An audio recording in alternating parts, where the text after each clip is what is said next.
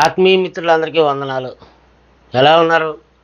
మరోసారి మనం దేవుడి వాక్యం వినడానికి దేవుడు మనకిచ్చిన అవకాశం ఈరోజు కూడా మనం సద్వినియోగపరచుకోవడానికి కొంతసేపు కొన్ని నిమిషాలు మాత్రమే దేవుడి వాక్యం వినడానికి ఈ సమయాన్ని మనం కేటాయించుకుందాం.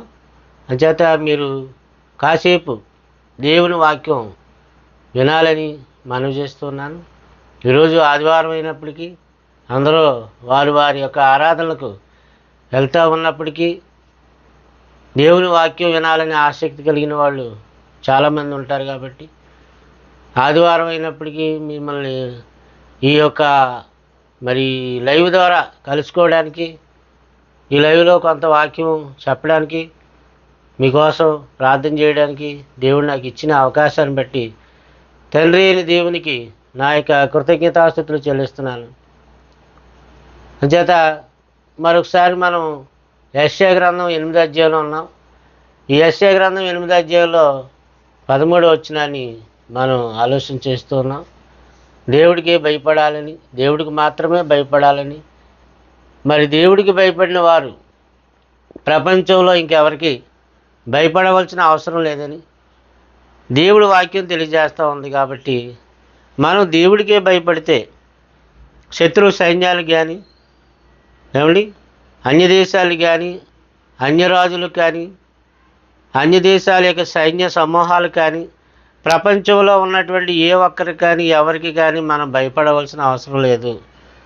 మీ యొక్క యెహోవా తండ్రి అయిన దేవుడే పరిశుద్ధుడు అనుకొనుడి అని ఆ 13వ వచనంలో, 8వ అధ్యాయం 13వ వచనంలో మనం చూస్తున్నాం. ఆయనే పరిశుద్ధుడు అనుకొనుడి, మీరు భయపడవలసిన వాడు ఆయనే, ఆయనకే మీరు భయపడాలి, ఆయనకే మహిమ చెల్లించాలి, ఆయనకే ఘనత చెల్లించాలని ఆ యెషయా గ్రంథం 8:13లో చక్కని మాట వ్రాయబడింది.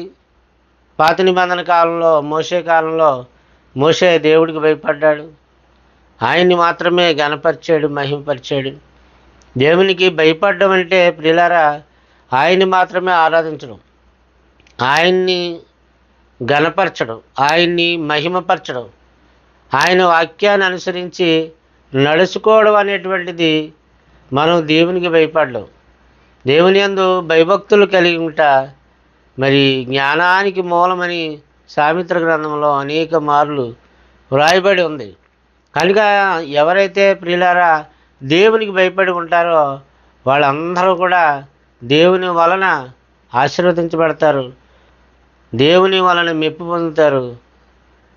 బలా నమ్మకమైన మంచి దాసుడా, దాసురాలని వాళ్ళను దేవుడు మెచ్చుకుంటాడన్న విషయం మనం ఎప్పుడు కూడా మర్చిపోకూడదు. కాబట్టి మనం వాక్యంలోకి వెళ్ళిపోదాం. ఇంకా ఆలస్యం చేయకుండా యెషయా గ్రంథం 8వ అధ్యాయం చదువుకొని ఆ యొక్క 13వ వచనాన్ని చదువుకొని మరొకసారి దేవుడి వాక్యం యొక్క లోతుల్లోనికి, ఆ వాక్యం యొక్క వెలుగులోనికి మనం వెళ్ళి ఆ వాక్యాన్ని స్టడీ చేసి ఆ వాక్యాన్ని ఆలోచన చేద్దాం. అందులో ఉన్నటువంటి మాటలు జాగ్రత్తగా పరిశీలిద్దాం. దయచేసి జాగ్రత్తగా వినాలని చెప్పి మీకు మనవి చేస్తున్నాను. సైన్యములకు అధిపతి యొక్క యెహోవాయే పరిశుద్ధుడు అనుకొనుడి, మీరు భయపడవలసిన వాడు ఆయనే, ఆయన కోసమే దిగులు పడవలను, అప్పుడు ఆయన మీకు పరిశుద్ధ స్థలముగా ఉండును. ఆయన కొరకే మనం ఆలోచించినప్పుడు, నిన్న చెప్పుకున్నాం, ఆయన కొరకే మనం ఆలోచిస్తున్నట్లయితే, ఆయన పనుల్లోనే మనం నిమగ్నమై ఉన్నట్లయితే, మనం ఆయన కోసమే పుట్టామని, ఆయన పనులనే జరిగించాలని, ఆయన చిత్తాన్నే జరిగించాలని మనకు అనుకున్నట్లయితే అప్పుడు ఆయన మీకు పరిశుద్ధ స్థలముగా ఉండును.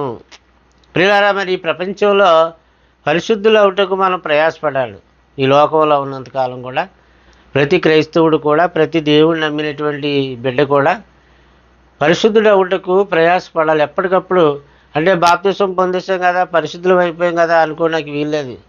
ఎప్పటికప్పుడు ఈ లోకపు మరక మనకు అంటకుండా, ఈ లోకపు పాపం మనకు అంటకుండా మనం జాగ్రత్తగా జీవించడానికి, పరిశుద్ధత కలిగి జీవించడానికి, పాపముతో జోలి ఇక ఏమీ లేకుండా ఉండడానికి మనం ప్రయాసపడుతూ ఉండాలని దేవుడి వాక్యం మనకి తెలియజేస్తూ ఉంది. అప్పుడు ఆయన మనకి పరిశుద్ధ స్థలముగా ఉంటాడు. అని వాక్యం తెలియజేస్తూ ఉంది. యాకోబు దేవుని నమ్మినవాడు, దేవునితో ఆయన నిబంధన చేసుకున్నటువంటి వాడు. యాకోబు గూర్చి కొన్ని మాటలు మనం చూస్తే ఆదికాండం 31 అధ్యాయంలో ఇలాగో రాయబడి ఉంది. అబ్రహాము దేవుడు, నాహోరు దేవుడు, వారి తండ్రి దేవుడు మన మధ్య న్యాయము తీర్చునని చెప్పాను. అప్పుడు యాకోబు తన తండ్రి అయిన ఇసాకు భయపడిన దేవుని తోడని ప్రమాణం చేశాను. ఒక పక్క అబ్రహాము దేవునికి భయపడేవాడు, తన ఇంటి వారందరినీ కూడా దేవుని అందరి భయభక్తుల్లో నడిపించుకున్నటువంటి వాడు. అదే రీతిగా మరో పక్క ఇస్సాకు భయభక్తులు గలవాడు. ఆయనకి ఎలా వచ్చింది? తండ్రి నేర్పించాడు. అబ్రహాము కుమారుడైన ఇస్సాక్కి దేవుని అందరి భయభక్తులు నేర్పించాడు. అలాగే యాకోబు కూడా దేవుని అందరి భయభక్తులు గలవాడు. ఆయనకి ఎలా వచ్చింది? ఇస్సాకు నేర్పించాడు. తన కుమారుడైన యాకోబుకు యెహోవా దేవుని అందరి భయభక్తులు నేర్పించాడు. ఆయన కూడా భయభక్తులు గలవాడు. వాళ్ళు ఎంత భయభక్తులు గలవాళ్ళు అనేటువంటిది ఈ వాక్యాలు మనకు తెలియజేస్తున్నాయి. మన మధ్య న్యాయం తీర్చడానికి ఆ దేవుడు ఉన్నాడు అని వీళ్ళిద్దరూ కూడా వడంబడిక చేసుకుంటున్నటువంటి వచనాన్ని ఇక్కడ మనం చదువుకోం. ఇసాకు భయపడిన దేవుడు, యాకోబు భయపడిన దేవుడు, అబ్రహాము భయపడిన దేవుడు, అబ్రహాము ఆరాధించిన దేవుడు, ఇసాకు ఆరాధించిన దేవుడు, యాకోబు ఆరాధించిన దేవుడు, కృపగల దేవుడు, ఎంతో గొప్ప సత్యవంతుడైనటువంటి దేవుడు. ప్రియులారా, మరి అటువంటి దేవుణ్ణి మనం నమ్ముకొని మనం దేవుడి కొరకు ఎలా బ్రతుకుతున్నామో ఆలోచించండి. ఎలా బ్రతకాలో ఆలోచించండి. ఎంత భయభక్తులు కలిగి దేవుడి కొరకు బ్రతకాలనేది దేవుడి జ్ఞానం మనకు తెలియజేస్తుందో ఒకసారి ఆ మాటలను మీరు అర్థం చేసుకోవాలని చెప్పి మనం చేస్తూ ఉన్నాను.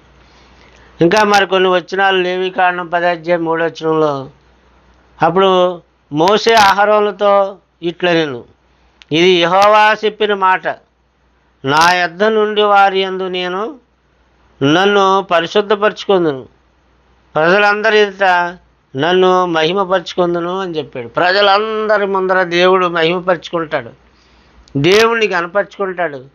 మనం దేవుణ్ణి మహిమపరచాలి, దేవుణ్ణి మనం గణపరచాలి. ఆయన ఘనకీర్తిని సమాజం అంతటికి తెలియజేయాలి, ప్రపంచం అంతటికి తెలియజేయాలి. ఆయన ఎంత గొప్పవాడో ఈ సమాజానికి క్రైస్తవుడు చెప్పాలి. బైబిల్ ఎంత గొప్పదో సమాజానికి మనం చెప్పాలి. ప్రియులారా, ఆలోచించండి. కనుక ఆయన గొప్పవాడు. ఆయన అహరోనుతో చెప్తూ ఉన్నాడు. ఏమని చెప్తున్నాడు? యెహోవా చెప్పిన మాట ఏమండి, నా యొద్ద నుండి వారి యందు నేను మహిమపరుచుకుంటాను, ప్రజలందరి ఎదుట నన్ను నేను మహిమపరుచుకుంటాను అని చెప్పేసి ఆ వచనంలో రాయబడిన మాట మనం చూస్తూ ఉన్నాం. ప్రజల మధ్య దేవుడికి మహిమ కావాలి, సమాజం మధ్య దేవుడి ఘనకీర్తిని కనపరచాలి. ఆయన సువార్తను ప్రకటిస్తూ, ఆయన వాక్యాన్ని మనం అనేకులకు బోధిస్తూ, ఆయన ప్రజల్ని ఆయన కొరకు రక్షించే పనిలో మనం ఉంటే అప్పుడు దేవుడు మహిమపరచబడతాడు, అప్పుడు దేవుడు గణపరచబడతాడు. దేవుడిని ఎవరు గణపరుస్తారో దేవుడు వారిని గణపరుస్తాడు. ప్రియులారా, ఆలోచించేయండి. దేవుడిని ఎవరు మహిమపరుస్తారో దేవుడు వారిని మహిమపరుస్తాడు. దేవుడిని ఎవరు హెచ్చిస్తారో దేవుడు వారిని హెచ్చిస్తాడు. అలాగ నువ్వు దేవుడి చేత హెచ్చించబడాలన్నా, దేవుడి చేత నువ్వు గణపరచబడాలన్నా, దేవుని చేత నువ్వు మహిమపరచబడాలన్నా నువ్వు ముందు దేవుడిని మహిమపరచాలి, దేవుడిని గణపరచాలి, దేవుడిని హెచ్చించాలి, ఆరాధించాలి, గౌరవించాలి. ఒకానొక టైంలో అహరోను మోసారు దేవుణ్ణి అగౌరవపరిచారు. ఆయన్ని గణపరచవలసినటువంటి యాజకులు, ప్రవక్తలైనటువంటి మోషే అహరోనులు ఇశ్రాయేలు సమాజము దగ్గర మరి దేవుణ్ణి ఎలా అగౌరవపరిచారో ఒక సందర్భాన్ని మనం బైబిల్ నుంచి చూసినట్లయితే సంఖ్యాకాండం 20వ అధ్యాయం 12, 13 వచనాలు చదువుతాను. అప్పుడు యెహోవా మోషే అహరోనుతో, మీరు ఇశ్రాయేలీయుల కన్యల ఎదుట నా పరిశుద్ధతను సన్మానించినట్లు నన్ను నమ్ముకొనకపోతిరి గనుక ఈ సమాజమును నేను వారికి ఇచ్చిన దేశంలోనికి మీరు తోడుకుని పోరని చెప్పెను. వాళ్ళని పాలు తేనెలు ప్రవహించేటువంటి కనాను దేశంలోనికి తీసుకెళ్ళాలని చెప్పాను కదా. కానీ ఇక్కడ మీరు వాళ్ళ ఎదుట నన్ను గనపరచలేదు, మీరు నన్ను మహిమపరచలేదు. వాళ్ళ ముందర నా పరువు తీశారు. నేను చెప్పింది ఒకటి, మీరు చేసింది ఒకటి. అంచేత మిమ్మల్ని నేను ఏం చేస్తానంటే, నన్ను మీరు సన్మానించలేదు, గౌరవించలేదు, గనపరచలేదు, నన్ను నమ్ముకొనకపోతే కనుక ఆ దేశంలోనికి మీరు వెళ్ళరు, వాళ్ళని తీసుకుని వెళ్ళరు. వారికి ఇచ్చేటువంటి దేశంలోనికి మీరు తోడుకొని పోవాలని చెప్పాడు అండి. అవి మెరీబా జలముల అనబడిను. అనగా ఇశ్రాయేలీయులు యెహోవాతో వాదించినప్పుడు ఆయన వారి మధ్యను తన్ను మహిమపరుచుకొనెను. ఎప్పటికప్పుడండి మనం దేవుని మహిమపరుస్తూ ఉండాలి, దేవుని కనపరుస్తూ ఉండాలి, ఆత్మతో సత్యంతో దేవుణ్ణి ఆరాధిస్తుండాలి. అప్పుడే దేవుడిని ఎప్పుడైతే మనం గనపరుస్తూ ఉంటామో, మహిమపరుస్తూ ఉంటామో, దేవుడిని ఆరాధిస్తూ ఉంటామో, అప్పుడే దేవుడు మనల్ని ఆశీర్వదిస్తూ ఉంటాడు. మనం కూడా అంతకంతకు అభివృద్ధి చెందుతూ ఉంటాం. మన కుటుంబం, మన యొక్క పిల్ల పాప అందరూ అభివృద్ధి చెందుతూ ఉంటారు. దేవుని సమాజం ఎదుట, ఈ యొక్క అన్యుల సమాజంలో మనం ఉన్నాం. ఈ సమయం, ఈ రోజున ఈ దేశంలో మనం ఉన్నాం. క్రైస్తవులుగా, దేవుని పిల్లలుగా మన మధ్య ఉన్నటువంటి వాళ్ళందరూ కూడా అన్యుల మధ్య మనం ఉన్నాం. ఈ అన్యజనుల మధ్య దేవుని మహిమపరచడానికి నిర్భయముగా, ధైర్యంగా మనం దేవుణ్ణి కనపరచడానికి ముందుకు సాగిపోతూ ఉంటేనండి దేవుడు మనల్ని కూడా ఆశీర్వదిస్తాడు. కనుక దేవుణ్ణి సన్మానించాలి, ఆయన పరిశుద్ధతను సన్మానించాలి. మీ దేవుడు పరిశుద్ధుడు కనుక మీరును పరిశుద్ధులై ఉండండి. అంటే దేవుడిని సన్మానించడం అంటే, దేవుడిని గౌరవించడం, సన్మానించడం అంటే సాల్వ వేసి దండేసి చప్పట్లు కొట్టడం కాదు. ఆయన చెప్పినట్లు చేయడు. ఆయన ఎలాగైతే చేయమని చెప్పాడో తూచా తప్పకుండా అలాగ చేయగలిగిన అప్పుడు ఆయన్ని మనం సన్మానించిన వాళ్ళని అవుతాం, గౌరవించిన వాళ్ళని అవుతాం, ఆరాధించిన వాళ్ళని అవుతాం. ఆయన మాట వినినప్పుడే ఆయన్ని గనపరిచిన వాళ్ళని అవుతాం. అంతేగాని మనకు నచ్చినట్లు చేసుకుంటే మనం దేవుని మహిమపరిచిన వాళ్ళము, దేవుని కనపరిచిన వాళ్ళు కాము. కనుక ప్రియులారా ఆలోచించండి. ఈ లోకంలోనికి మనం ఏమీ కూడా తీసుకురాలేదు. పోతూ పోతూ ఈ లోకంలోంచి మనం ఏమీ తీసుకుని పోలేము. అయితే తల్లి గర్భంలో నుంచే ఒంటరిగా వచ్చాం. మనం తల్లి గర్భంలో ఉన్నప్పుడు కూడా ఒంటరిగా ఉన్నాం. ఆ తల్లి గర్భంలో జంటలుగా పుట్టిన వాళ్ళు తప్ప సింగిల్గా పుట్టిన వాళ్ళు అందరూ కూడా తల్లి గర్భంలో కూడా ఒంటరిగానే కదండి ఉన్నారు. ఆ చీకటి గర్భంలో, ఆ ఉమ్మ నీటిలో, ఆ బుడగలో పిండంగా ఏర్పడిన నాటి నుండి అవయవాలు సంపూర్తి చేయబడి భూమి మీద పడేంత వరకు కూడా ఒంటరిగానే కదన్నాం. ఒంటరిగా తల్లి గర్భంలో ఉంటూ మరి తల్లి గర్భంలోంచి బయటకు వచ్చిన మనం మన కళ్ళ ముందు అందరిలో చూస్తున్నాం, సమాజాన్ని చూస్తున్నాం. సమాజము మధ్య మనం బ్రతుకుతున్నాం, అనేక ప్రజల మధ్య బ్రతుకుతున్నాం, లోకంలో బ్రతుకుతున్నాం. ఆ తర్వాత మళ్ళా చనిపోయినప్పుడు కూడా మన ఆత్మ ఒంటరిగానే కదండి పోతుంది. శవాన్ని అయితే, డెడ్ బాడీని అయితే అనేక మంది వస్తారు, బంధుమిత్రులు వస్తారు, మన రక్త సంబంధికులు వస్తారు. సమాధి కార్యక్రమంలో శవానికి, డెడ్ బాడీకి తీసుకుని వెళ్ళడానికి శ్మశానం వరకు అనేక మంది సాగనంపుతారు. చక్కగా పెట్టులో పెడతారు శవాన్ని, గొయ్యి తవ్వుతారు, గోతులో పెడతారు, కీర్తనలు పాడతారు, ప్రార్థనలు చేస్తారు. చక్కగా సగౌరవంగా దేహాన్ని, మృతదేహాన్ని మట్టిగా అప్పచెప్తారు. మన్ని అనేది వెనకట్ల వలే మళ్ళీ మన్ని అయిపోద్ది. ఏమండి, బావి యొద్ద కుండ బద్దలైపోతుంది. ఏమండి, చక్రము తెగిపోతుంది, వెండితాడు తెగిపోతుంది అని ప్రసంగి గ్రంథంలో చెప్పినట్టుగా మనిషి యొక్క ఉనికి పట్టును కోల్పోతాడు. మృత్యువుతో అతను ఈ లోకాన్ని వదిలి వెళ్ళిపోతాడని ప్రసంగి చెప్పినట్లుగా మనిషి జీవితం అక్కడితో క్లోజ్ అయిపోతుంది. శవానికి అందరూ తోడుగా వస్తారు శ్మశానం వరకు. కానీ ఆత్మ, పోయిన ఆత్మకి ఎవరు తోడుగా ఉంటారు చెప్పండి? ఈ దేహాన్ని వదిలి వెళ్ళిపోయిన ఆత్మతో ఎవరు వస్తారు? ఎవరు రారు. ఆత్మ ఎక్కడికి వెళ్ళిపోయింది? ఆత్మలోకానికి వెళ్ళిపోయింది. ఆత్మలోకం ఏ లోకం? పాతాళలోకం, మృత్యులోకం. ఆ పాతాళ లోకంలో కూడా 2 ప్లేసులు ఉన్నాయి. దేవుణ్ణి నమ్మిన వారికి ఒక ప్లేస్ ఉంది, రక్షణ పొందినటువంటి వాళ్ళకి దేవుణ్ణి నమ్మిన వాళ్ళకి ఒక ప్లేస్ ఉంది, నమ్మని వారికి మరొక ప్లేస్ ఉంది. అది తీవ్రమైన వేదనతో కూడినది, ఆరని అగ్నితో కూడినది, తీరని బాధ, ఆత్మ సావదు, అగ్ని ఆరదు, యుగాలు మంటల్లో కాలిపోతూ ఉండాలి. అలాంటి భయంకరమైన ప్లేసు, ఆ ప్లేస్కి వెళ్ళిపోతారు. అయితే ఇక్కడ దేవుని యందు మనం భయభక్తులు కలిగి బ్రతికితే ఆయన ఉన్న స్థలానికి, పరలోకానికి, మన మరణానంతరం పరదేశికి వెళ్తాం. ప్రభు వచ్చినప్పుడు మన ఆత్మని పరలోకానికి తీసుకెళ్తాడు. అందరికీ ఒక్కసారే పరలోకానికి తీసుకెళ్తాడు. అటువంటి ధన్యత మనం పొందడానికి సిద్ధపాటు కలిగి ఉండాలి కదా ప్రియులారా, ఆలోచించండి. నేను వెళ్ళి మీకు స్థలములు సిద్ధపరిచి నా యొద్దనుంటకు మిమ్మల్ని తీసుకుని వెళ్తాను, మీరు సిద్ధంగా ఉన్నారా అంటున్నాడు. సత్క్రియలు జరిగించి పరలోకానికి యోగ్యత సంపాదించి, పరలోకానికి అర్హత సంపాదించి, నిత్య జీవానికి అర్హత సంపాదించి మీరు యోగ్యులుగా ఉన్నారా, సిద్ధపడి ఉన్నారా, నా కోసం బతుకుతున్నారా, అయితే నేను నిన్న లోకానికి మిమ్మల్ని తీసుకెళ్తాను. ఎంతమంది దేవుడి కోసం బతుకుతున్నారు? ఒకసారి గుండెలు మీద చేసుకుని ఆలోచించండి. ఎంతమంది ఆత్మతో సత్యముతో దేవుణ్ణి ఆరాధిస్తున్నారు, యథార్థంగా దేవుణ్ణి ఆరాధిస్తున్నారు? ఆలోచించేయండి ప్రియులారా. కనుక మోసే ఆహారంలో అంతటి వారికే ఆయన్ని సన్మానించినందుకు, ఆయన మాట గౌరవించినందుకు పాలు తేళ్లు ప్రవహించి దేశంలో ప్రవేశం దొరకలేదు. అక్కడతో వాళ్ళ చాప్టర్ క్లోజ్ అయింది.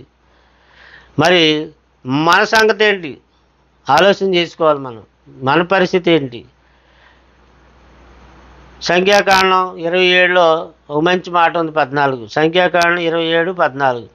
యాలయనగా సీను అరణ్యంలో సమాజం వాదించినప్పుడు ఆ నీళ్ల యొద్ద వారి కన్నుల ఎదుట నన్ను పరిశుద్ధపరచగా నా మీద తిరుగుబడిరి. ఆ నీళ్లు సీను అరణ్యమందలి కాదేశులోనున్న మెరీబా నీళ్లే. ఆ నీళ్లు మెరీబా నీళ్లే. అదే వివాదం, అదే పరిస్థితి. ఆ కాదేశులో ఉన్న మరి ఆ అరణ్యమందలి ఆ మెరీబా నీళ్ల యొద్దే వివాదం జరిగింది. వాళ్ళు నా మీద తిరుగుబాటు చేశారు. ఏమంటే నా మీద వాళ్ళు తిరుగుబాటు చేశారు. అరణ్యంలో సీను మారిపోయింది. దేవుడు చెప్పింది ఒకటి, వాళ్ళు చేసింది ఒకటి. వాళ్ళు వాదించారు, సమాజం నాతో కూడా వాదించారు. ఆ యొక్క నీళ్ల యొద్ద వారి కన్నుల ఎదుట నన్ను పరిశుద్ధపరచలేదు, నన్ను గణపరచలేదు, మహిమపరచలేదు అని చెప్పి దేవుడు ఇక్కడ బాధపడుతున్నాడు ప్రియులారా. మనం ఎప్పుడైనా దేవునికి ఇష్టమైన పని చేస్తే, పాపపు ఇష్టమైన కార్యక్రమం చేస్తే ఆ దేవుడు ఎంత బాధపడతాడు చెప్పండి? ఆ దేవుడికి మనం బాధ కలిగించిన వాళ్ళు అవుతామా కదా చెప్పండి? మరి అలాంటప్పుడు ఎందుకు మీరు దేవుడికి బాధ కలిగించే వాళ్ళు కావాలి? మనం ఎందుకు బాధ కలిగించే వాళ్ళం కావాలి?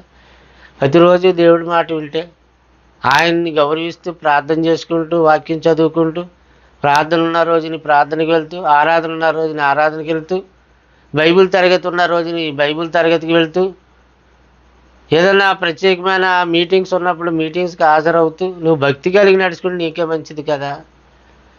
యేసువా అంటాడు, నేను నా ఇంటి వారిని యెహోవాను ఆరాధించుకుంటాం. మీరు ఎవరిని ఆరాధించుకుంటారో పొండి, నేను నా ఇంటి వారు యెహోవానే ఆరాధిస్తాం అని చెప్పేసి ధైర్యంగా ఛాలెంజ్ విసిరి చెప్తాడు. కొర్నేలి అతడు తన కుటుంబం అంతటితో కూడా దేవుని యందు భయభక్తులు కలవాడు కాబట్టి అతని ధర్మకార్యములను, అతని ప్రార్థనలను దేవుడి సన్నిధికి చేరినవి అంటాడు. కనుక నువ్వు భయభక్తులు కలిగి ఉంటే నీకు మంచిది కదా, మనకు మంచిది కదండి. చెప్పండి, ఆలోచన చేయండి ప్రియులారా. ఇంతే కదా దేవుడిని యత్నించుకోవచ్చున్నాడు.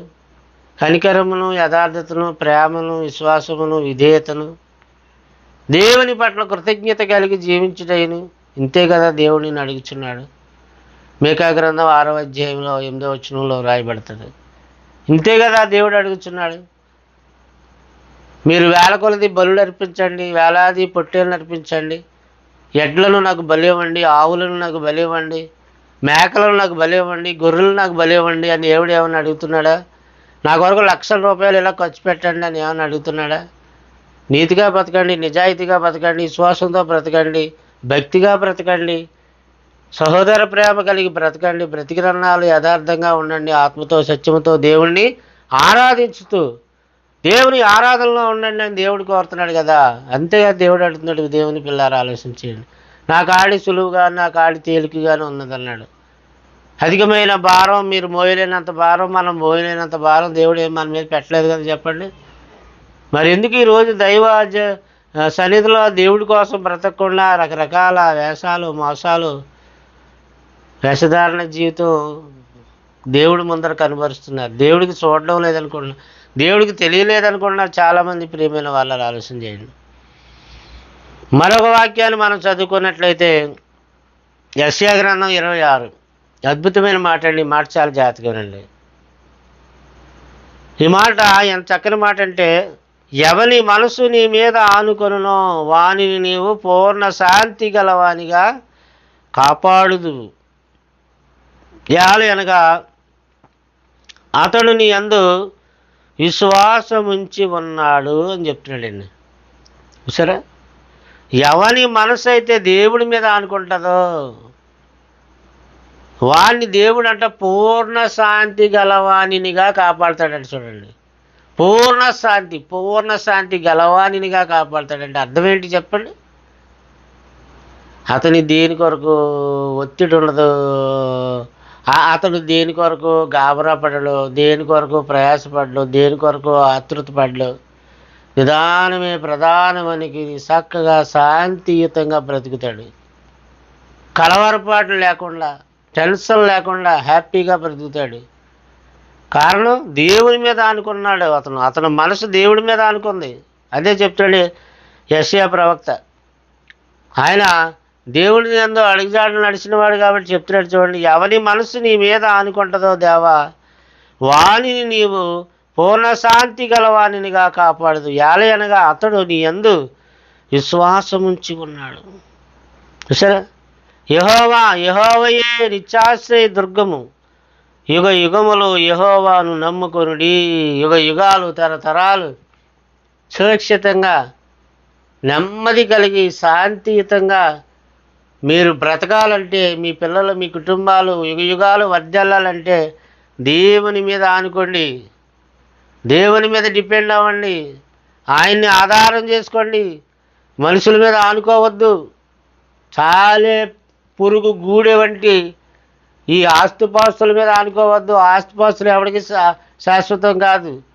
వెండి బంగారాలు ఎవరికి శాశ్వతం కాదు. ఈరోజు నీ దగ్గర ఉంటుంది, రేపు నా దగ్గర ఉంటుంది, ఇంకో రోజు ఇంకోటి జరిగిపోతుంది.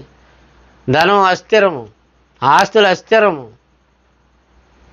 ధనమును నమ్ముకునేవాడు పాడైపోవును అని సామెత్ర గ్రంథంలో రాయబడింది. ప్రియులారా, అంచేత నువ్వు ఎవరిని నమ్ముకుంటున్నావు? నువ్వు నమ్మిన దేవుడి మీద నువ్వు ఆధారపడుతున్నావా? నీ మనసు ఆయన మీద ఆనుకుంటుందా? కనుక ఎవని మనసు నీ మీద ఆనుకొనునో వానిని నీవు పూర్ణ శాంతి గలవానినిగా కాపాడదు. అనగా అతడు నీ యందు భయభక్తులు ఉంచాడు, నీ యందు విశ్వాసం ఉంచాడు కాబట్టి, అతడు యెహోవాయే నిత్యాశ్రయ దుర్గము అనుకున్నాడు కాబట్టి యుగ యుగాలు అతడిని నమ్ముకున్నాడు. అతని కుటుంబం నమ్మకంగా నీ దగ్గర ఆశీర్వదించబడుతుంది. అబ్రహాము దేవుని నమ్మెను, అతని మనసు దేవుడి మీద ఆనుకొనెను కాబట్టి దేవుడు అతని కుటుంబాన్ని తరతరాలు ఆకాశం ఉన్నంత వరకు నీ సంతతి వారు నా సన్నిధిలో ఉంటారని దేవుడు ప్రామిస్ చేశాడు. ఎంత అద్భుతమండి. ఆకాశం ఎంతకాలం నిలిచి ఉంటుందో అంతకాలం అబ్రహాము సంతానం ఉంటుంది అన్నాడు దేవుడు. Wonderful promise. ఏంటనుకుంటున్నారు? దేవుడు అంటే అమాయకుడు అనుకుంటున్నారా? అలాంటి అనుకుంటున్నారా? అల్పుడు అనుకుంటున్నారా? దేవుని పిల్లారా ఆలోచించేయండి. ఆయన మీద ఆనుకున్న వారిని, ఆయన నమ్మిన వారికి, ఆయన సేవ కోసం సహాయం చేసిన వారికి, ఆయన సువార్త నిమిత్తము సహాయం అందించిన వారికి, ఆయన సేవ నిమిత్తం సువార్త నిమిత్తము చేయూతనిచ్చిన వారికి దేవుడు ఎన్నడూ విడవడండి, ఎడబాయడండి. నమ్మదగిన దేవుడు వాళ్ళని పూర్ణశాంతి గలవారిగా చేస్తాడు. రోమాపత్రిక 4వ అధ్యాయంలో నీ సంతానము ఎలాగో ఉండునని చెప్పి దాన్ని బట్టి తాను అనేక జనములకు తండ్రి అగునట్లు నిరీక్షణకు ఆధారము లేనప్పుడు అతడు నిరీక్షణ కలిగి నమ్మెను. చూసారా, నిరీక్షణకు ఆధారమే లేనప్పుడు దేవుడు నీ సంతానం ఆకాశ నక్షత్రాల్లో ఉంటుంది, ఇసుక రేణువులు అంత విస్తరిస్తుంది అని చెప్పినప్పుడు నమ్మాడు అబ్రహాము. మనలాగా ఆటోమేటిక్గా నమ్మినవాడు కాదు, ఏదో చేయగలిగితే కొండెత్తేసే రకం కాదు. అతడు ఖచ్చితంగా ఎన్ని కష్టాలు వచ్చినా, శ్రమలు వచ్చినా, బాధలు వచ్చినా, ఇబ్బందులు వచ్చినా, ఇరుకులు వచ్చినా, కరువులు కాటకాలు ఎన్ని వచ్చినా ఎడవక ఎడబాయిగా నమ్మినటువంటి వాడు అబ్రహాం. మృతులని సైతము సజీవులుగా లేపువాడు అని నమ్మినడు వాడండి. మరియు అతడు విశ్వాసమునందు బలహీనుడు కాక రమారమి 100 ఏళ్ల వయస్సు గలవాడై ఉండి అప్పటికి తన శరీరము మృతతూల్యమైనట్టును శారాగర్భము మృతతూల్యమైనట్టును ఆలోచించని కానీ అవిశ్వాసం వలన దేవుని వాగ్దానములు గూర్చి సందేహింపక. ఆవగింజంత అవిశ్వాసం అతనిలోకి రాలేదు. దేవుడి మీద మనసు, ఆయన మనసు దేవుడి మీద ఆనుకుంది. అబ్రహాం మనసు అసలు దేవుని మహిమపరిచి ఆయన వాగ్దానం చేసిన దాన్ని నెరవేర్చుటకు సమర్థుడని రూఢిగా విశ్వసించి విశ్వాసం వలన బలము పొందెను. దేనివల్ల? విశ్వాసం వలన బలం పొందాడు. ఆత్మబలం, ఆత్మజ్ఞానం. దేవుడి మీద ఆనుకున్నాడు భక్తుడు. అందుకే అబ్రహాము దేవుని నమ్మెను, అది అతనికి నీతిగా ఎంచబడేది. సందేహింపక, అనుమానం లేదు. డౌట్ తోమలాగా అనుమానం లేదు. పిల్లలు ఆలోచించండి, తోమ అన్ని అనుమానాలే. యేసు ప్రభు తిరిగి లేచాడని చెప్తే, సమాధిలోంచి ఆయన తిరిగి లేచాడు, పునరుత్థానం జరిగింది ఆయనకని చెప్తే, నేను చూస్తేనే కానీ నమ్మను, ఆయన గాయంలో వేలు పెట్టి చూస్తేనే కానీ నేను నమ్మను అనే డౌట్ తోమాలు ఈరోజు మన సంఘాల్లో, మన ప్రాంతాల్లో ఎందరో కనిపిస్తున్నారు. నమ్మనవారు, చూస్తేనే కానీ నమ్మననేవాళ్ళు. ఆయన గాయంలో వేలు పెట్టి చూస్తేనే కానీ నమ్మన్నాడు తోమ. ప్రియమైన వాళ్ళారా, డౌట్ తోమ అని పేరు. సెయింట్ థామస్ అనే పేరే కాకుండా ఆయన డౌట్ థామస్ అనే పేరు కూడా ఆయనకు ఉంది. అన్ని అనుమానాలే. బైబిల్ నమ్మడు, దేవుని నమ్మడు. ఒక్కొక్కడు తోమా తర్వాత బలమైన విశ్వాసగా మారాడు అనుకోండి, అనేక ఆత్మను రక్షించడానికి హతసాక్షిగా అతను మారాడు అనుకోండి. కానీ ఈరోజు సమాజంలో ఉన్నవాళ్ళు దేవుడు నమ్మరు, బైబిల్ నమ్మరు, వాక్యం నమ్మరు, సత్యాన్ని నమ్మరు, దేవుని సేవకుడు నమ్మరు, ఎవరిని నమ్మరు. ఏమండి, కోడిగుడ్డుకు ఈకలు లాగేవాళ్ళగా అన్ని అనుమానాలు, అన్ని డౌట్లు. ఈ డౌట్ అనే అనుమానం అనేది మనిషికి అపవాది క్రియేట్ చేస్తాడు. డౌట్ క్రియేటర్ అపవాది. ఇది నిజమా? అవ్వ దగ్గరికి వచ్చాడు, ఏదైనా తోటలోకి సర్పం రూపంలో వచ్చాడు. ఇది నిజమా? మీ తండ్రి అయిన దేవుడు ఈ తోట చెట్లలో ఏ పండ్లైనా తినొద్దని చెప్పాడా? నిజమే చెప్పాడు, తినొద్దన్నాడు. అబ్బాయి అది తప్పు, ఆయనకి తెలియదు. ఆ పళ్ళు తినమన్నా మీ కళ్ళు తెరవబడతాయి, మీ మనోనేత్రాలు తెరవబడతాయని చెప్పేసి వాళ్ళకి డౌట్ క్రియేట్ చేసి అవ్వకు ఆ పండు తినేటట్లుగా చేశాడు. ఈ యొక్క అవ్వమ్మ ఆయన అపవాది మాట నమ్మింది కానీ దేవుడి మాట నమ్మలేదు. సరే, ఆమె తిన్నది, ఆ పళ్ళు తీసుకుని తిన్నది. అవి తినమన్నా మీరు నిశ్చయముగా చచ్చెదరు, ఆ మంచి చెడ్డలు తెలుగునిచ్చే వృక్షఫలం మీరు తినకూడదని దేవుడు చెప్పిన తిన్నది. తిన్నగా తీసుకెళ్ళి భర్తకు కూడా పెట్టింది ఆదాంకి. ఆ ఆదాం కూడా తినేశాడు, అలా ఆవిడ పెడితే తినేశాడు. భార్య మాట విని తినవద్దని నేను నీకు ఆజ్ఞాపించిన వృక్షఫలాలు తిన్నావు కనుక నీ నిమిత్తము నేల శపించబడింది. ఎన్ని శ్రమలు వచ్చాయి, ఎన్ని బాధలు వచ్చాయి, ఎన్ని ప్రయాసాలు వచ్చాయి, మానవ జాతి మనుగడ దెబ్బతినేసింది అక్కడి నుంచే. కానీ డౌటు, ఏమండి, అనుమానం అనేది మంచిది కాదు. దేవుని వాక్యాన్ని చంటి పిల్లల్లాగా నమ్మాలి, సత్యాన్ని చంటి పిల్లల్లాగా నమ్మాలి. మంచి మనసుతో ఆ పిల్లలు ఎలాగైతే సత్యాన్ని నమ్ముతారో అలాగ మనం నమ్మాలి. లోకంలో ఏదైనా నువ్వు అనుమానించు, తప్పులేదు, కానీ దేవుణ్ణి మాత్రం అనుమానించొద్దు, వాక్యాన్ని మాత్రం అనుమానించొద్దు, సత్యాన్ని మాత్రం అనుమానించొద్దు, దేవుణ్ణి అనుమానించొద్దు, దేవుణ్ణి రుజువులు కోరొద్దు. ఆధారాలు ఏంటి, దేవుడు ఉన్నాడని రుజువులు ఏంటి నువ్వు అని అడగద్దు. ఆయన ఉన్నాడని నువ్వు నమ్ము. ఇదంతా రుజువే, సృష్టి అంతా రుజువే, ఇది సృష్టి అంతా ఆధారమే. కనుక అబ్రహాము నమ్మాడు. నిరీక్షణకు ఆధారం లేనప్పుడు అతడు నిరీక్షణ కలిగి దేవుణ్ణి నమ్మాడు. అతడు విశ్వాసమునందు బలహీనుడు కాక బలవంతుడిగా నిలబడ్డాడు. నువ్వు బలహీనుడివా, బలవంతుడివా?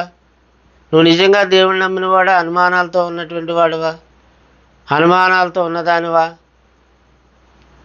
అన్ని డౌట్లు, అన్ని అనుమానాలు, తెలియక అడిగేవాళ్ళు అయితే తెలిసిండి కూడా దేవుణ్ణి నమ్మని వాళ్ళు ఎందరో ఉన్నారు. కనుక నువ్వు నమ్మితే నిజంగా నమ్ము, నువ్వు రక్షణ పొందుతావు. అదే దేవుడు కోరుతా ఉన్నాడు. అనుమానించవద్దు, దేవుని యొక్క నామాన్ని అగౌరవపరచవద్దు. అదే కదండి దేవుడు వాళ్ళకి చెప్పాడు. ప్రియమైన దేవుని పిల్లలు ఆలోచించండి. ఇంకొక మంచి మాట చూస్తే కీర్తన 9:10, యెహోవా నిన్ను ఆశ్రయించే వారిని నీవు విడిచిపెట్టువాడవు కావు, నీ నామము ఎరిగిన వారు నిన్ను నమ్ముకొందురు. దేవుణ్ణి ఆశ్రయించేవారినటండి దేవుడు విడిచిపెట్టడటండి. చూసారా, ఎన్నడూ విడిచిపెట్టడు. ఏ ఆపదకాలం వచ్చినా మనం విడిచిపెట్టడు. ఏ అనారోగ్యం వచ్చినా, ఖరీదైన రోగాలు వస్తాయి. అలాంటప్పుడు ఎక్కడికో తీసుకెళ్ళిపోవాలా, స్పెషలిస్ట్కి చూపించాలా, ఓ 10 లక్షలు ఖర్చు అవుతుంది అనంటే మన పోటీ వాళ్ళు ఎక్కడి నుంచి తెచ్చుకోగలం? 10 లక్షలు ఎత్తుకోక 5 లక్షలు ఖర్చు అవుతుందని మనం తెచ్చుకోలేని పరిస్థితి. ఈ 5 లక్షలు ఖర్చు పెట్టకపోతే ఈయన చచ్చిపోతాడంటే మన పరిస్థితి ఏంటి? మనకి ఎవరన్నా ఒక 5 లక్షలు సాయం చేసే వాళ్ళు ఉన్నారా? ఏం చూసిస్తారు? నీ డాక్యుమెంట్స్ పెడతావా, బంగారం పెడతావా, ఏమన్నా తాకట్టు పెడితే ఇస్తామని వాళ్ళు ఉంటారు. తాకట్టు పెట్టడానికి నీ దగ్గర ఏమి ఉండకపోవచ్చు. అప్పుడు నిన్ను ఆదుకునే వాళ్ళు ఎవరు, నీకు సహాయం చెప్పడే వాళ్ళు ఎవరు? కనుక యెహోవా నిన్ను, దేవుడు అన్నాడు, ఈ యొక్క కీర్తనకారుడు అన్నాడు, దేవా నిన్ను ఆశ్రయించే వారిని నీవు విడిచిపెట్టువాడువు కావు. అసలు కావున నీ నామం ఎరిగిన వారు నిన్ను నమ్ముకొందరు. నమ్ముకునేవాడు మహిమపరుస్తాడు, నమ్ముకునేవాడు గణపరుస్తాడు, నమ్ముకున్నవాడు దేవుని కీర్తిస్తాడు, ఆయన కీర్తి ప్రకటిస్తాడు. అంత గొప్ప దేవుడు, ఇంత గొప్ప దేవుడు అని సమాజానికి చాటి చెప్తాడు. ఆయన నమ్ముకున్నవాడు ఊరకనే కూర్చోడు, నీకులాగా నాకులాగా ప్రకటించాల. నిజంగా దేవుడు నువ్వు నమ్మితే, విశ్వసించి తిని కనుక మాట్లాడి తినంటాడు పౌలు. నమ్మాను కనుక నేను ఇదిగో ఆయన నామాన్ని అనేకులకు సాటి చెప్తున్నాను అంటాడు పౌలు. నువ్వేం చేస్తున్నావు? నీ నమ్మకం ఎంతవరకు ఉంది? ఏ స్థాయిలో ఉంది? దేవుడి విషయంలో నువ్వు ఎలా నమ్మగలుగుతున్నావు? శ్రేష్టమైనటువంటి ఈవులనిచ్చే పరమ తండ్రిని నువ్వు ఎలాగా మహిమపరుస్తున్నావు? దేవుని పిల్లలు ఆలోచించారు. యోహాను సువార్త 16:33లో ఇలాగ రాయబడింది, నా యందు మీకు సమాధానము కలిగినట్లు ఈ మాటలు మీతో చెప్తున్నాను. లోకములో మీకు శ్రమ కలుగును, అయినను ధైర్యం తెచ్చుకొనుడి, నేను లోకమును జయించి ఉన్నాను.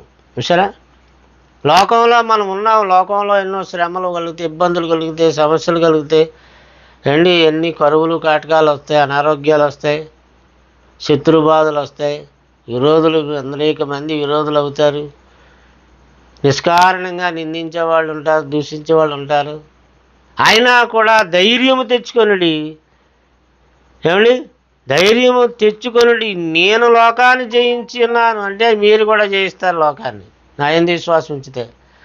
నేను జయించిన ప్రకారం మీరు కూడా లోకాన్ని జయిస్తారు.